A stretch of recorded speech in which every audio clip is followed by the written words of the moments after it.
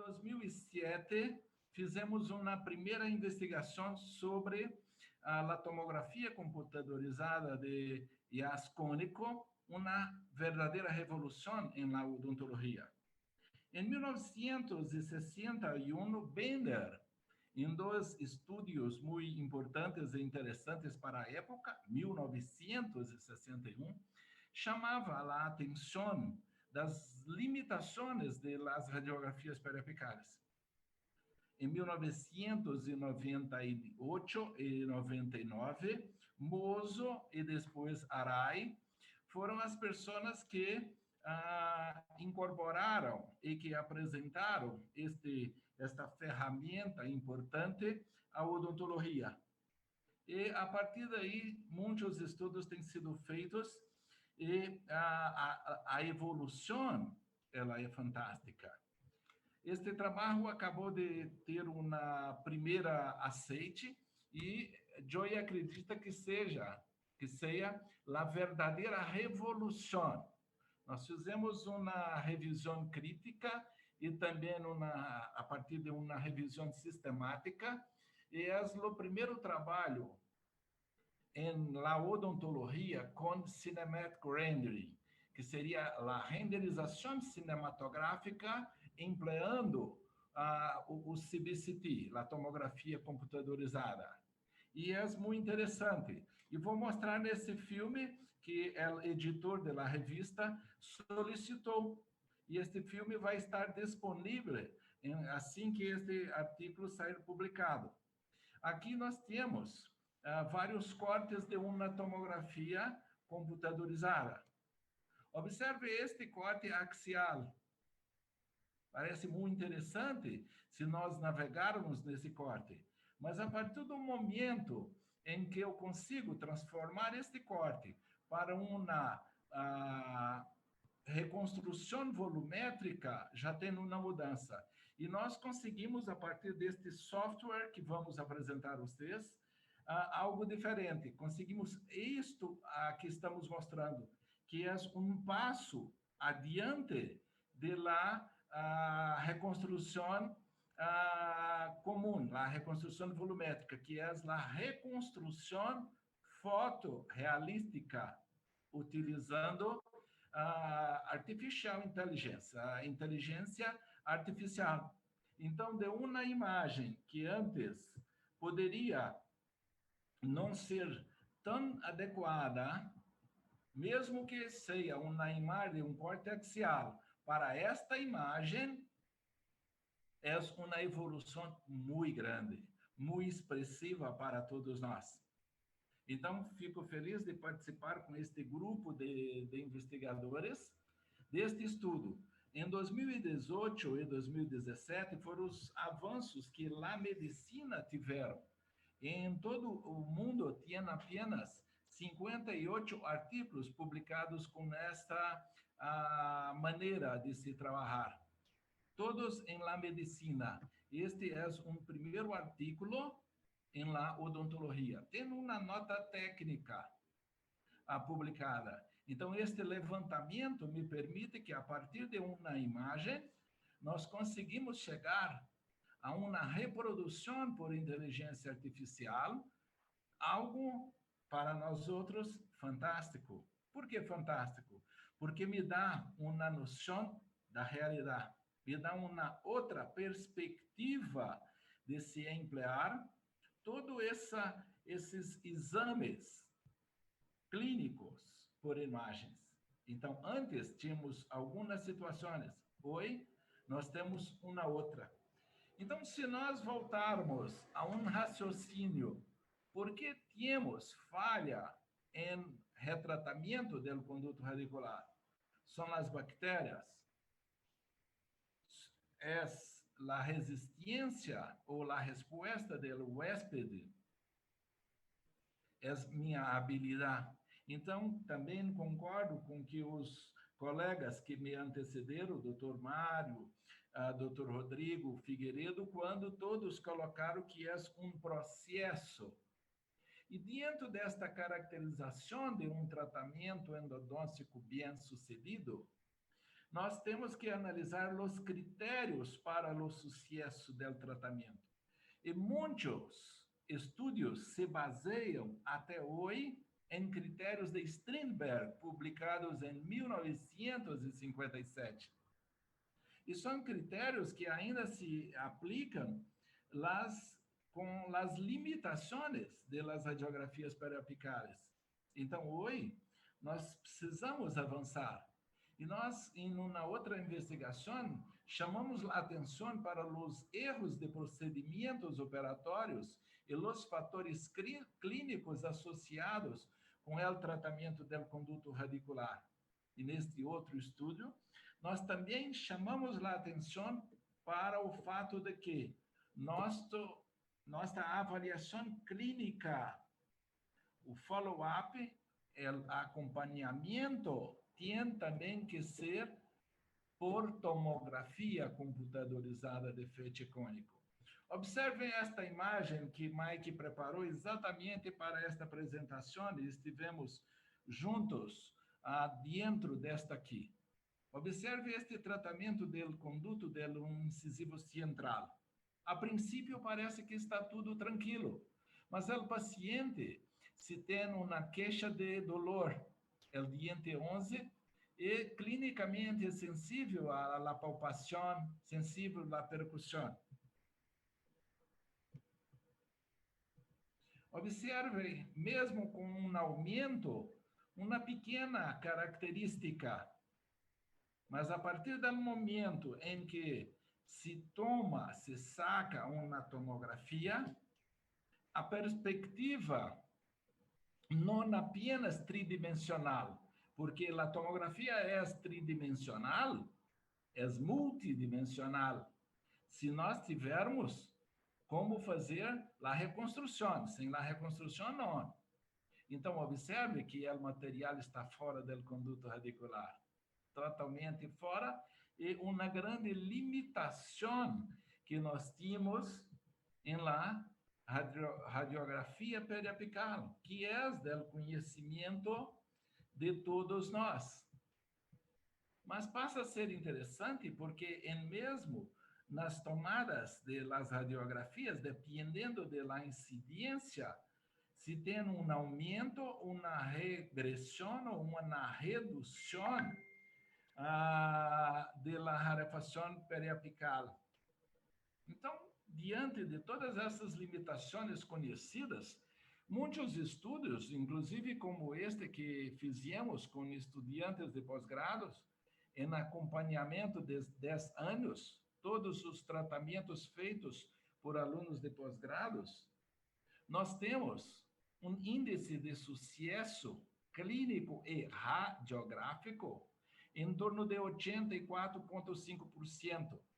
Mas, diante de uma pobre endodôncia e de uma pobre restauração, ainda tem quase que 29, 30% de sucesso.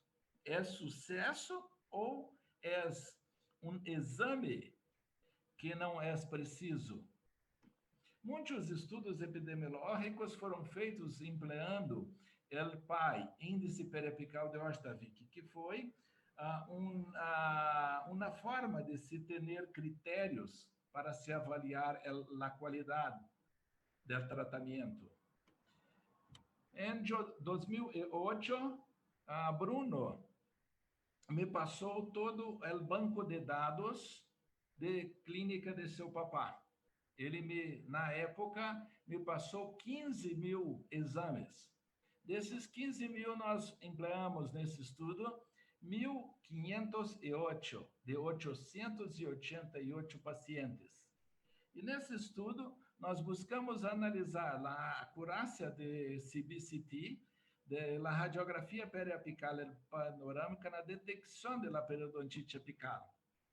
Então, nós tínhamos diferentes análises quando se observa a periodontite apical pela radiografia periapical, pela panorâmica e pela tomografia.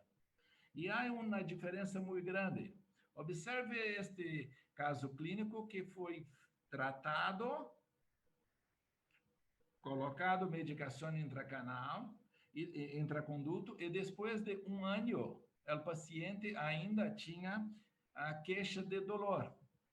Foi sacado na tomografia e pode-se observar que na periapical nós não tínhamos uma imagem com precisão, mas na tomografia mostrava que havia a possibilidade de deixar claro uma lesão oculta.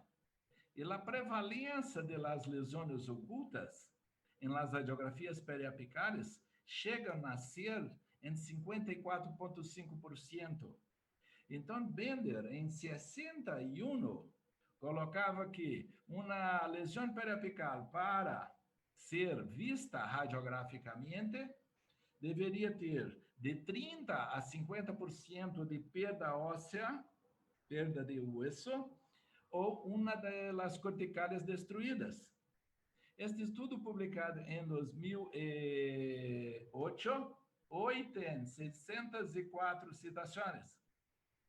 E também saiu recentemente um dos estudos top classes, classics, de tomografia em todas as áreas. Isso para nós outros é muito interessante. Por quê? Porque chama a atenção de termos que incorporar novas tecnologias, como esta que estou falando com vocês, amigos de diferentes países, de diferentes distâncias.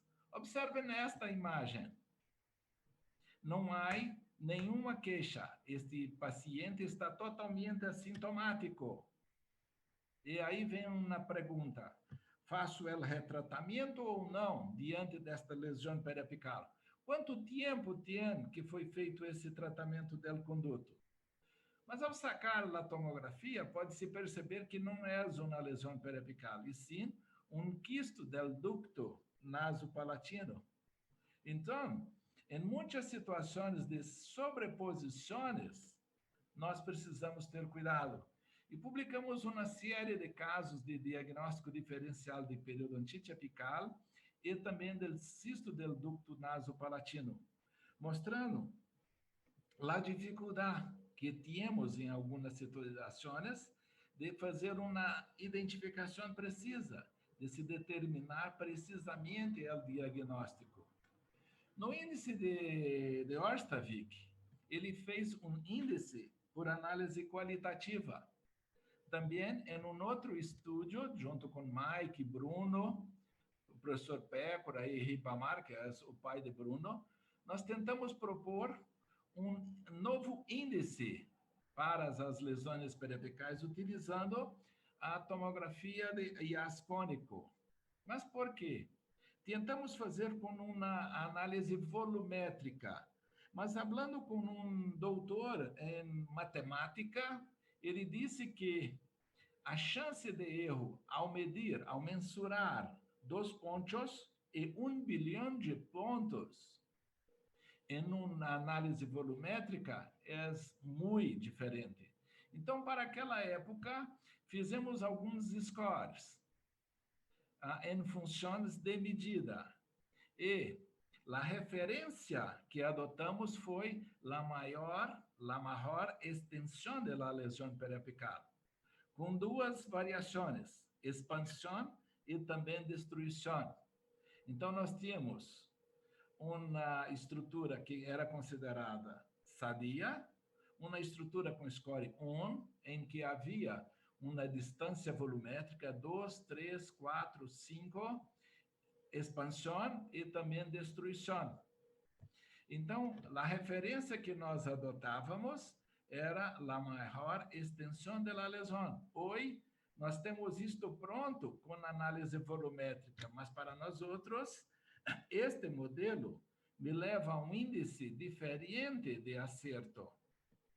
Publicamos também uma outra investigação sobre método para avaliar reabsorção radicular inflamatória, levando-se também em consideração diferentes aspectos. Uma imagem como esta, a minha planificação do tratamento do conduto é uma imagem como esta é outra, uma destruição e uma reabsorção em um plano axial é completamente diferente. Então, os critérios que adotamos em terços apical, médio e cervical, nós utilizamos também scores de mensurações para cada um deles.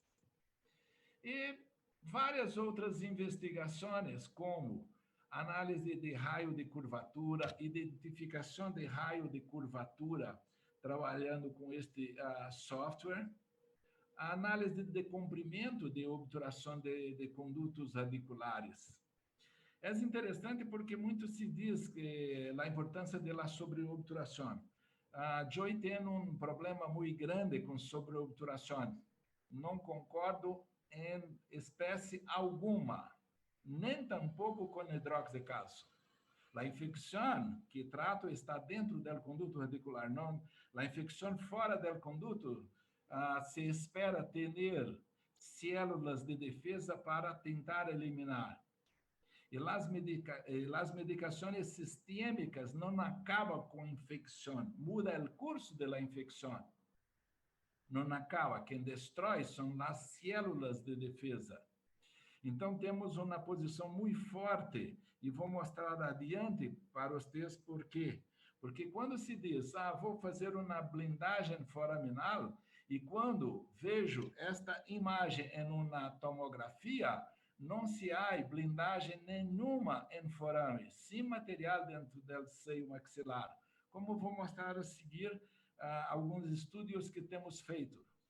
Estudos de anatomia também, temos vários estudos de anatomia, com um processo de navegação que vamos mostrar em alguns vídeos para vocês.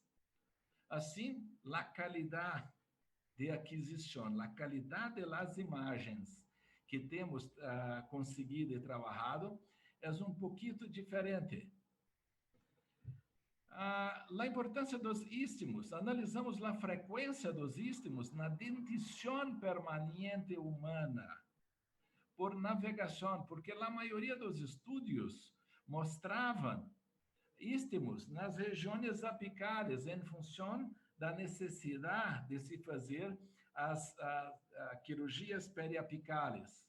E nós podemos perceber neste estudo, com mais de 2.465 raízes analisadas, que 82% dos molares inferiores apresentam istmos.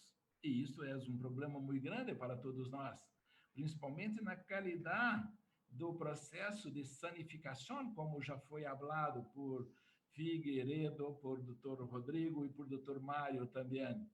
Então, esta possibilidade de se atuar em áreas de istmo, principalmente em istmos que têm o início em terço apical, o início em terço médio, não é tão fácil como se imagina.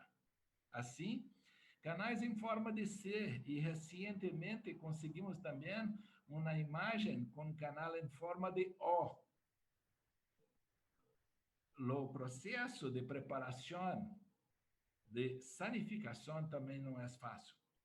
Por muitos anos, tinha um trabalho do Endodontic Traumatology de 1989, que me mostrava 4 situações de lesões radiopacas.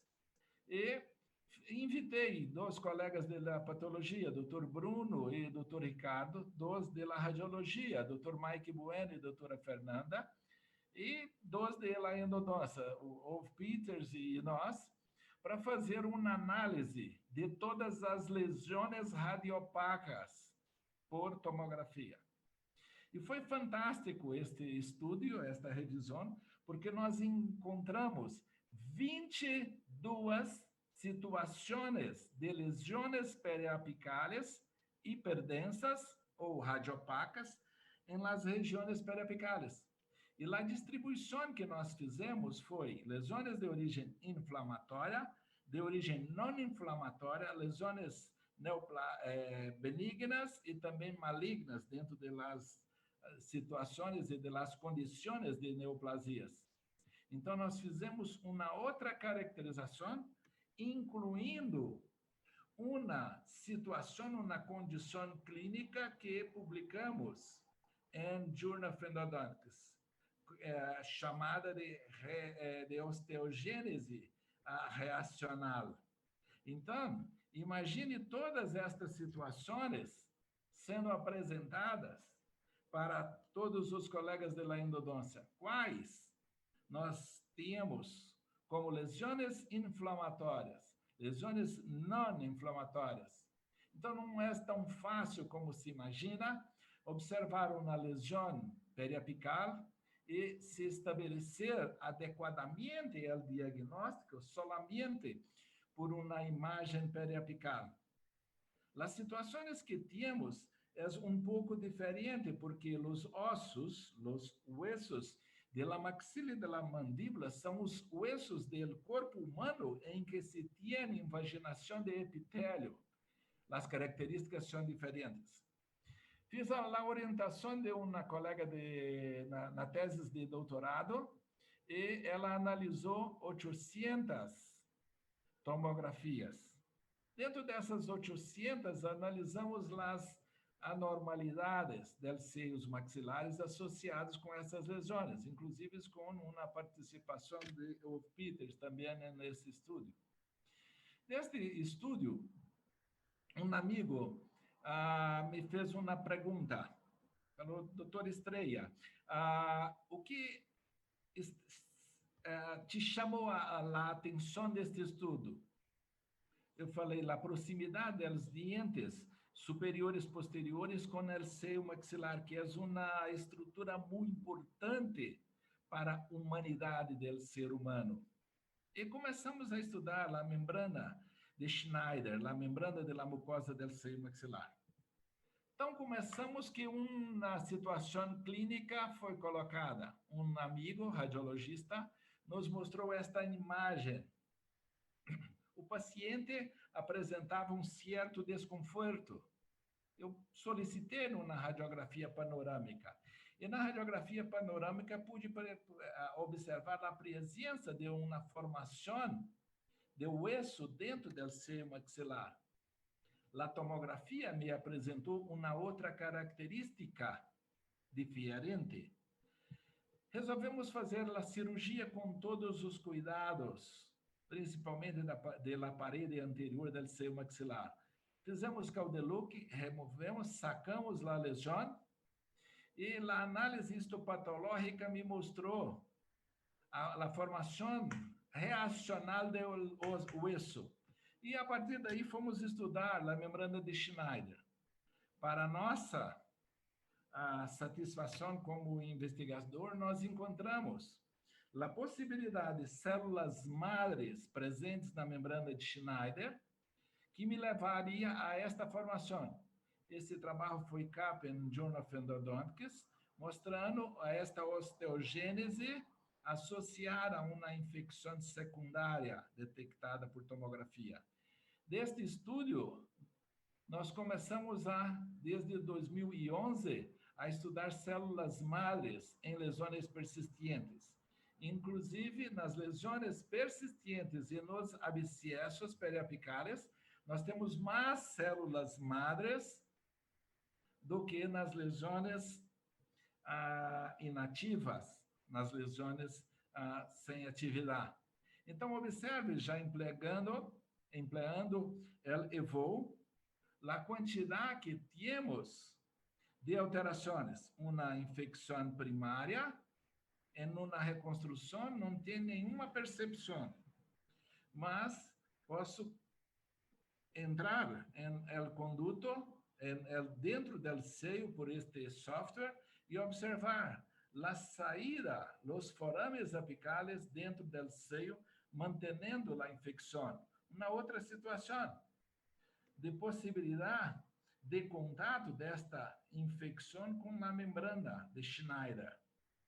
Então, podemos ter desde aumento da espessura da membrana de seio maxilar, a formação de osso, a obstrução parcial, a obstrução total do seio maxilar. Então, em função dessas proximidades, nós temos que avançar. Vai sair dentro de 2 ou 3 meses em Journal of Endodontics um estudo muito interessante em que enviamos também alguns vídeos mostrando a relação de las infecciones com os problemas do seio maxilar. Então, não há justificativa, em algumas circunstâncias, de se indicar sobre obturação em espécie alguma. Observem situações como esta. Me parece que na radiografia periapical tem uma condição tranquila, mas na tomografia em la reconstrução, não. Aqui, qual seria o plano de tratamento, a planificação de tratamento para uma imagem como essa? E agora, para uma imagem como esta? Para uma imagem como esta e para uma imagem axial. Então, a planificação do tratamento, a tomada de la decisão, hoje, é muito bem suportada pelo emprego de uma tomografia computadorizada. E quando se tem uma reconstrução como esta aqui não é uma reconstrução, como mostrei naquela primeira apresentação, daquele primeiro vídeo de cinematic rendering, de renderização cinematográfica para vocês. Esta aqui é apenas uma renderização, uma reconstrução volumétrica, uma renderização em volume, não empregando inteligência artificial, como vou mostrar para vocês neste trabalho que consideramos pioneiro e que acabamos de ter o primeiro aceite. Há 25 anos atrás, o Dr. Mike pegou um grupo de jovens e investiu em uma empresa de informática, ele como radiologista. E esta empresa se desenvolve hoje vários softwares para as clínicas radiológicas em todo o Brasil e agora para várias universidades nos Estados Unidos e também na Europa. E ele desenvolveu este software chamado EvolveDX. E nós, com o Dr. Bruno, o Aníbal e o Mike, nós fizemos a apresentação desse novo software para o diagnóstico em diferentes situações em endodôncia. As principais características: ajuste de contraste e brilhos, a espessura do slide, ajuste do sharpness, a redução de ruídos e também os daicons de los aparelhos convencionais chegam a uma qualidade de 96 dpi.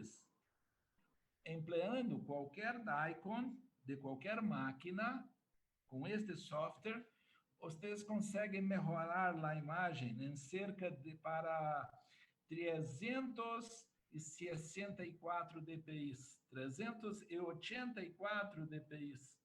Então, o aumento da qualidade é fantástica.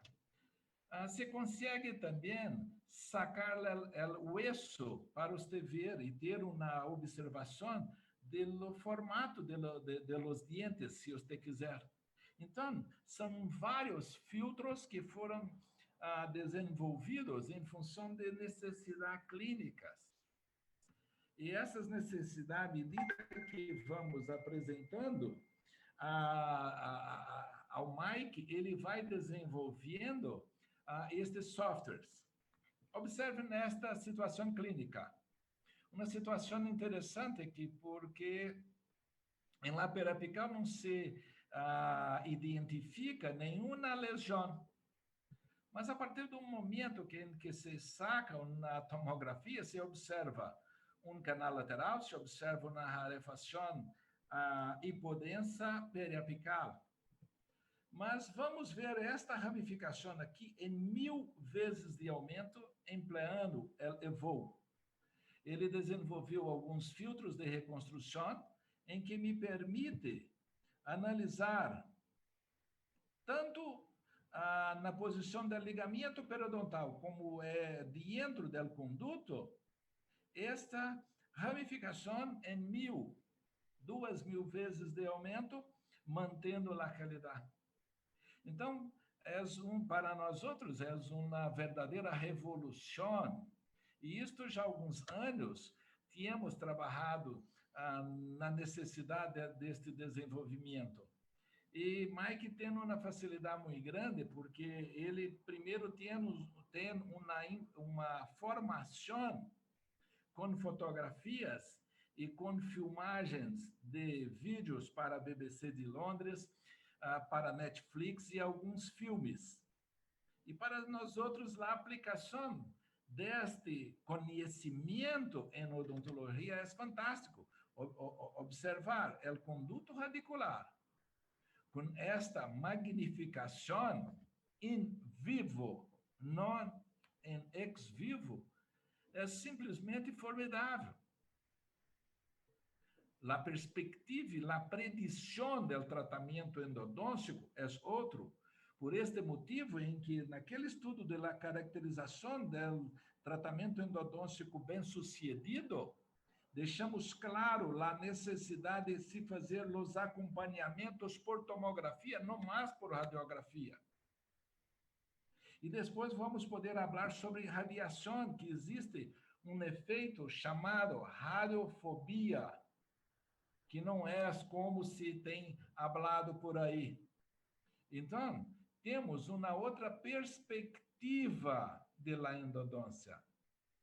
Acabamos de criar, e falei com o Mike recentemente, um sonar em que você entra dentro do conduto e começa a caminhar pelas paredes do conduto radicular. Então, se ter esta possibilidade de visualização de um conduto, de uma ramificação de um conduto lateral, é fantástico. Como outras situações em que posso, antes de iniciar o tratamento, ver o formato, áreas de istmo, aqui não é aquele modelo que mostrei anteriormente. Aqui é simplesmente uma renderização de volume, porque temos a renderização fotorrealística, que é, para nós outros, o top. É a última...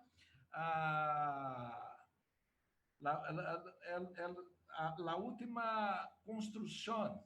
Então, ter situações como esta, de visualização, perfurações, fraturas, reabsorções radiculares, as dificuldades anatômicas, é fantástico, porque tenho condição de, antes de uma cirurgia periapical, observar a posição do forame, observar algumas situações em que os exames convencionais não têm nenhuma habilidade de nos mostrar, não tem nenhuma habilidade de me mostrar 5 condutos radiculares como neste molar aqui, e nem tampouco me mostrar isto em uma outra condição, que é uma condição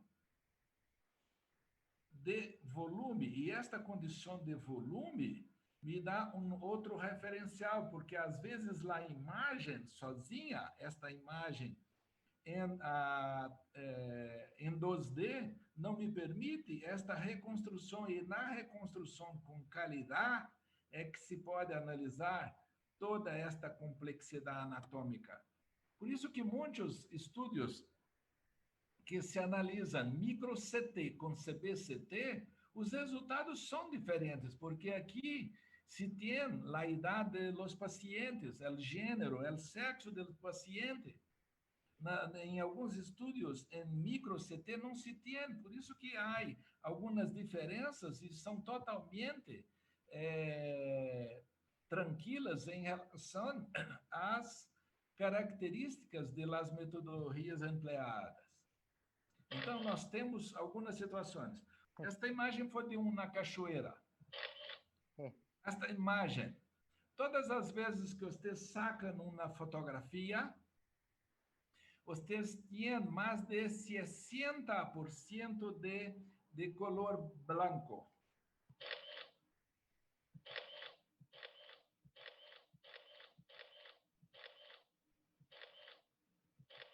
Aqui é o real.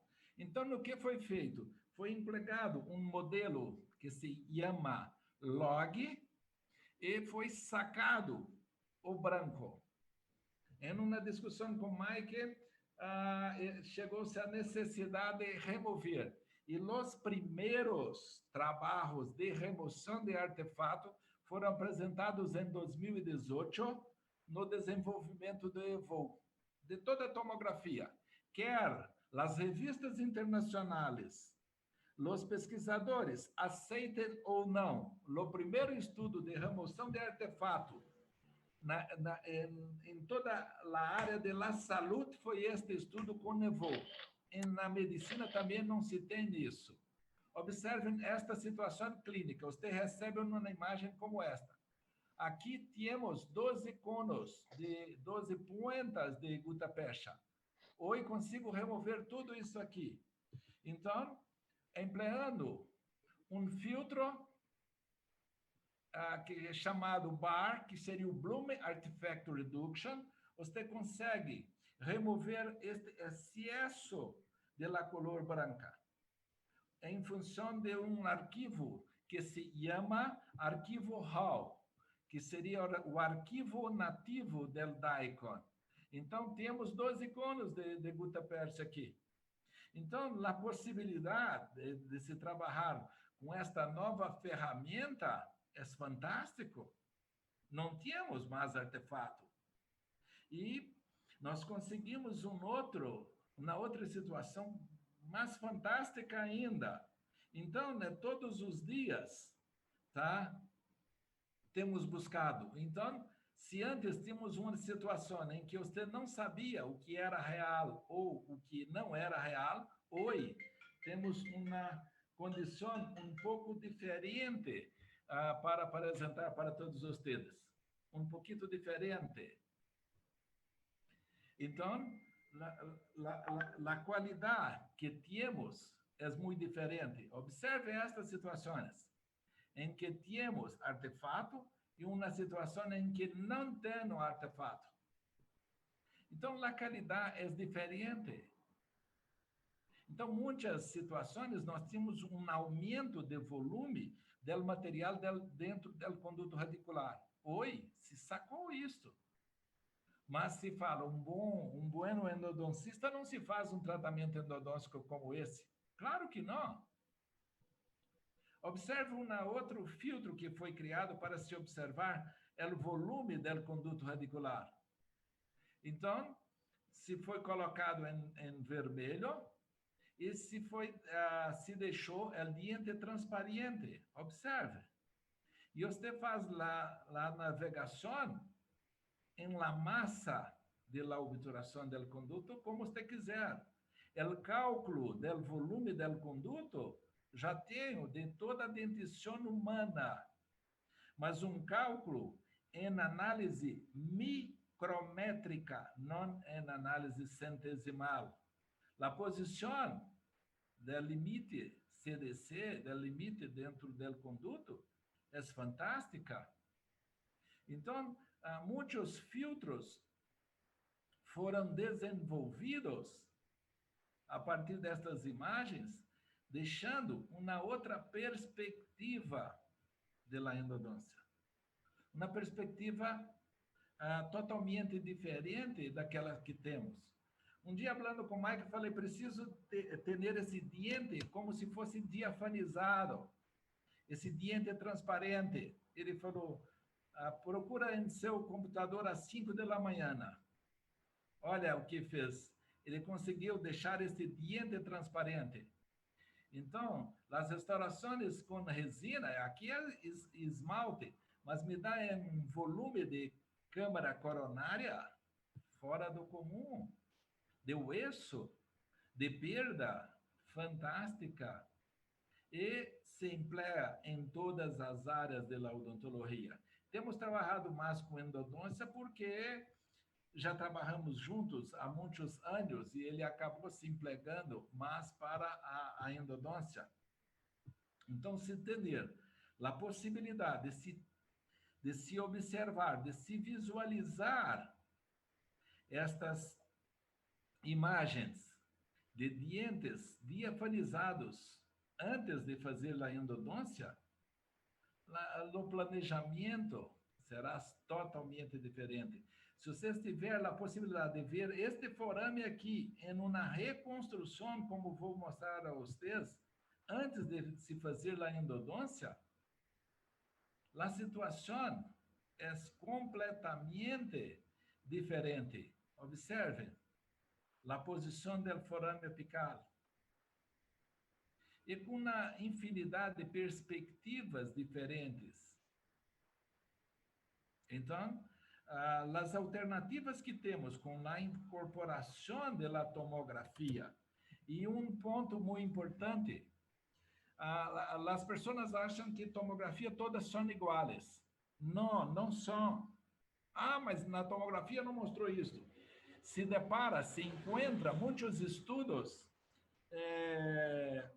que não trazem resultados adequados. Por quê? Porque mesmo que se falar de um carro, todos os carros são iguais. Não. Um Fusca é diferente de uma BMW. É diferente de um Porsche, de uma Ferrari. Mas é carro também. E em uma apresentação em São Paulo, num congresso de SBEndo, conheci o Dr. Aníbal, e Aníbal, falando comigo, disse: Carlos, quero ir a Goiânia e conhecer mais de perto o software. E Mike veio para casa também com Aníbal, e nós passamos a fazer outros estudos juntos. Um desses estudos foi também o emprego da imagem fotorrealística na posição do forame apical. Então, analisamos todos os forames apicales de la dentição humana. Este trabalho também foi capa em Journal of Endodontics. E nós podemos perceber todas as posições do forame de la dentição humana, com 100 dentes analisados para cada um. Observe. Olha que imagem fantástica em vivo de la posição do forame apical. E hoje, nós conseguimos imagens melhores do que esta que está aqui na reconstrução. Esta aqui é uma renderização volumétrica, não uma renderização cinematográfica. Observem a posição. Então, isto traz uma perspectiva completamente diferente para os futuros tratamentos endodônticos. Em 2011, começamos a estudar artefatos. E foi interessante porque, dependendo da espessura do FOV, nós conseguimos sair de artefatos em ouro, em retentores, em post de ouro, plata, metal, fibra de vidro e também em fibra carbono. Também com estudos com materiais obturadores. Em 2012, também na tese de Daniel. Em 2011, publicamos em Journal of Endodontics uma investigação mostrando uma estratégia de navegação em que conseguia sair do artefato em um diente que poderia ser indicado pela extração equivocadamente em função do artefato, conseguia sair, reduzir este artefato em função de estratégias de navegação. Em duas teses de doutorado, nós conseguimos emplear ELBAR, que é o Blooming Artifact Reduction, e ganhamos mais de 3.500 trabalhos na Sociedade Brasileira de Investigação Odontológica. Ganhamos o primeiro lugar com o estudo da redução de artefatos metálicos com a utilização deste novo software de feticônico. Nós pegávamos um micrômetro digital, medíamos o retentor, sacávamos as tomografias e fazíamos as mensurações com a Evolve, que é este software, e não houve diferenças. Em um outro estudo também, em uma outra tese de doutorado, empleamos aparelhos, tomógrafos diferentes. Também não tivemos diferenças e conseguimos sacar todo o artefato. E fizemos aqui o resultado da tese de doutorado de Mike, que está impresso no Journal of Endodontics, em que analisamos toda a forma do conduto radicular da dentição humana permanente em todos os dentes. Então, fizemos a análise em terço apical, a 1 e 2 milímetros, terço médio e terço cervical, em todas as regiões de la dentição humana, em vivo, sabendo a idade do paciente. Então, temos vários estudos de anatomia na dentição permanente humana, desde posição de forame, relação com seio maxilar, forma de conduto radicular, e agora estamos terminando as relações de las mensurações, de las medidas. Então, passa a ser muito interessante para todos nós, todas essas relações analisadas. E um dia, em uma apresentação, falei, Mike, preciso ver o forame e entrar dentro do conduto em um diente diafanizado. Ele falou, vamos desenvolver um filtro. E ele preparou um filtro em que entrava pelo conduto e, ao entrar pelo conduto apical, ele colocou um guia de referência. Trabalhava numa imagem 2D, ele fazia esta sincronização com a imagem 3D. E depois deste guia criado, nós tínhamos um outro referencial. Mas, nessa outro vídeo, nós podemos ver que foi criado também a diafanização, porque eu tenho esta imagem 2D e eu tenho esta representação 3D. E existe aí uma sincronização entre a imagem 2D para a imagem 3D. E nós conseguimos manter esse diente também diafanizado, ou seja, não diafanizado, porque isto é um processo semelhante, mas com uma imagem transparente, totalmente transparente. Então, as possibilidades que tem trabalhando é fantástica. As determinações de las posições, o canal mesomesial de la raiz mesial de molares mandibulares, que muitas vezes pode ficar, mesmo diante de uma tomografia de IAS cônico, pode passar despercebido, mas em uma reconstrução não passa. A possibilidade é outra.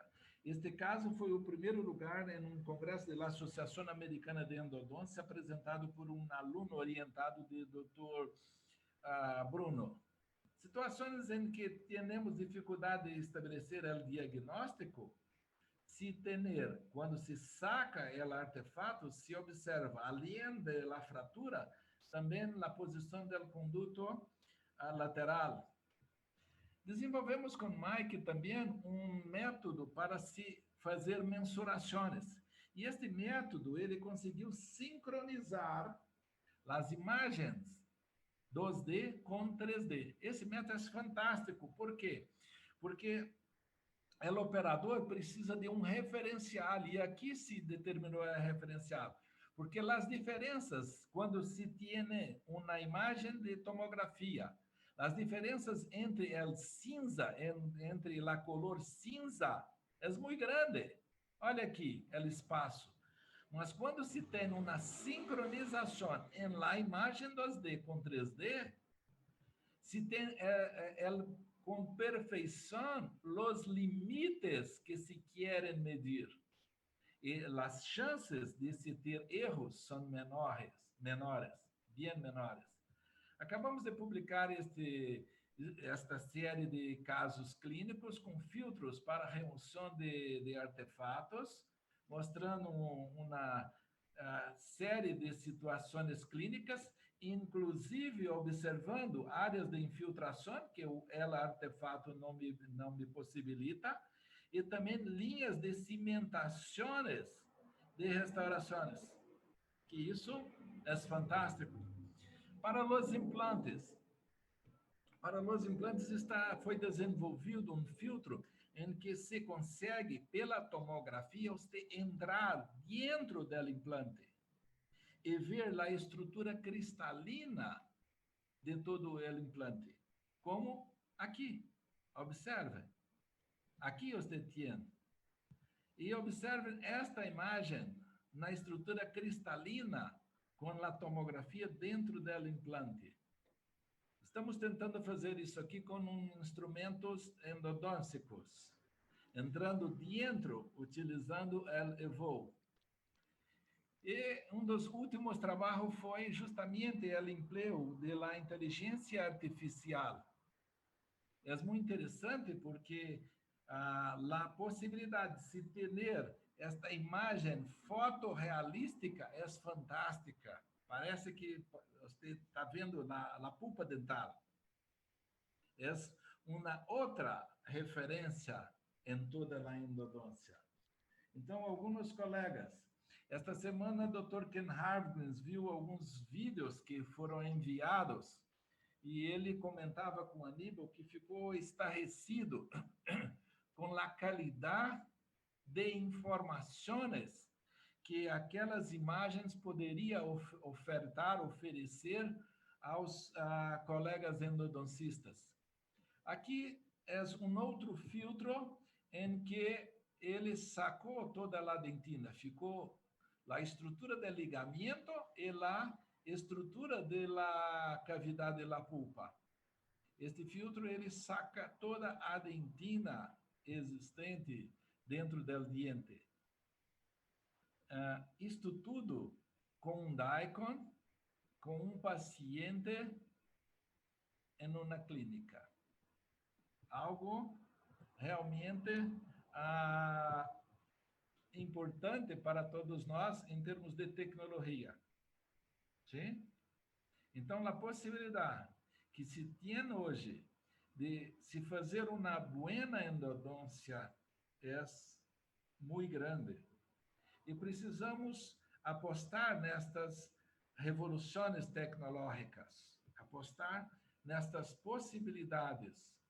E volto para aqueles colegas que não viram lá apresentações, que para mim, assim que este artigo estiver totalmente publicado, ele teve o primeiro aceite e o editor solicitou este vídeo. Para mim não tem nada igual eu ter este 2D em um corte axial e poder não ver apenas em uma reconstrução em volume como aqui está, mas em uma reconstrução realística, uma reconstrução cinematográfica, uma renderização cinematográfica.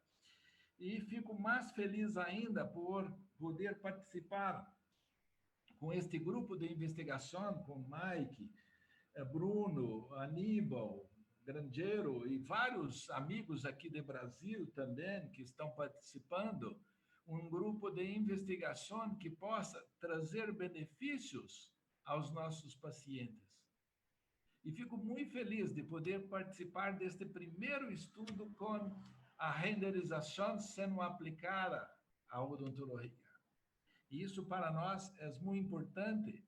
Por quê? Porque vocês vão trabalhar daqui a pouco com todas estas tecnologias. E a possibilidade de fracassos cada vez mais diminui. Se reduz a possibilidade de fracasso. Porque se você tem um domínio e um conhecimento da anatomia, um conhecimento das situações, por que ocorreu o fracasso da endodôncia, o nosso referencial passa a ser outro. E tudo isso está dentro da terceira edição, não segunda, do livro de Ciência Endodôntica, que também vai sair em espanhol, tá? Vai ser edição português e espanhol. Um livro de tomografia que estamos terminando também com Mike. Aqui foi uma possibilidade que tive em Cusco, fantástico, isso em homenagem ao Dr. Martin, que tinha feito a invitação inicial.